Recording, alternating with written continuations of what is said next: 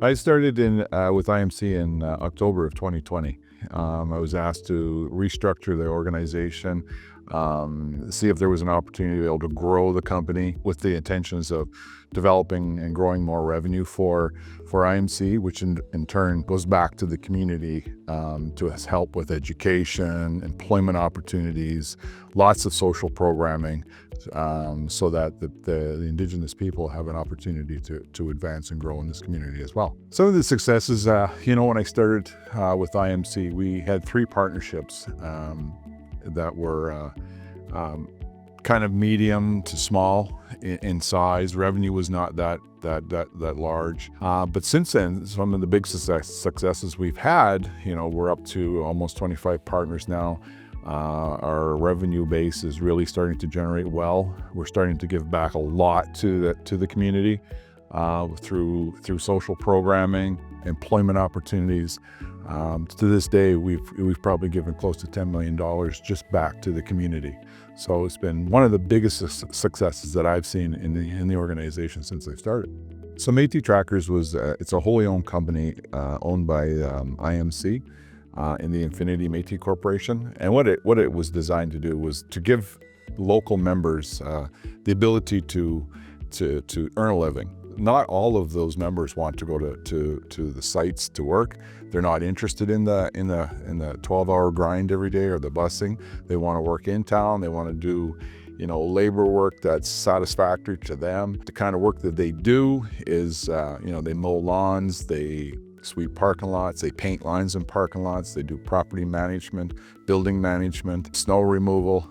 They do lots of different services. It's really self-satisfaction for them to be able to do these jobs, not have to go to site every day, and they can still provide an opportunity for their families. When I came on to began working with IMC in 2020, I was not very aware of the Métis culture, even though I was married to a Métis woman who was very, very strong and passionate with her heritage. But one of the things I've learned since in the last 4 or 5 years working with them is that they're very passionate people. They're very strong entrepreneurs. They have a passion for working. They're not looking for handouts. They want to work for their money, which is something that we've all seen this paradigm where some people believe that it's all handouts. They want to work. They prove they want to work each and every day. When we brought IMC on board, there was only 2 employees, and today we're pushing over 25.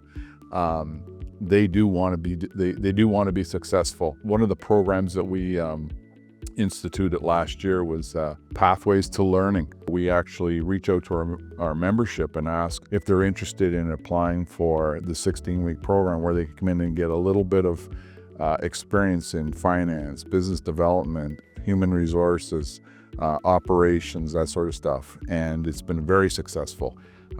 We've had 5 intakes of it already, and our list is very long on people who want to get into it, and it's been very successful.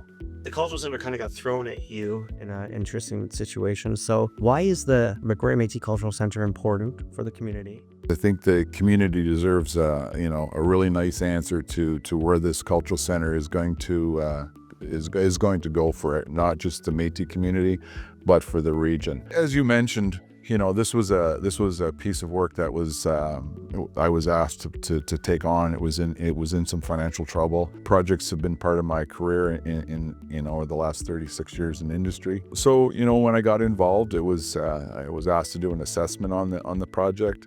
The project basically was out of funds. So we've worked over the course of the last 24 months trying to untangle a big significant spider web here of not a lot of good things. And so we've taken that time and unlocked it all.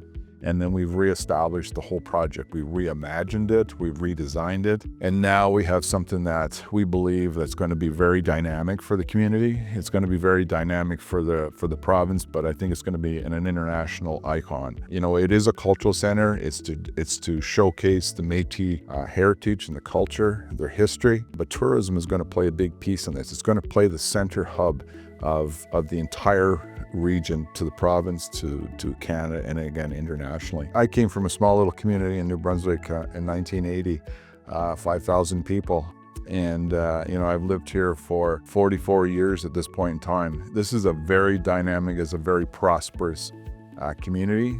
Is very wholesome. Everybody knows each other. The opportunity is, some people would say it's the land of opportunity because of the oil and the gas and so on, but there's so much more than that. It's vibrant, it's very outdoorsy, it's got a lot of culture. When you come to Fort McMurray, most people don't leave, they stay and they raise their families here.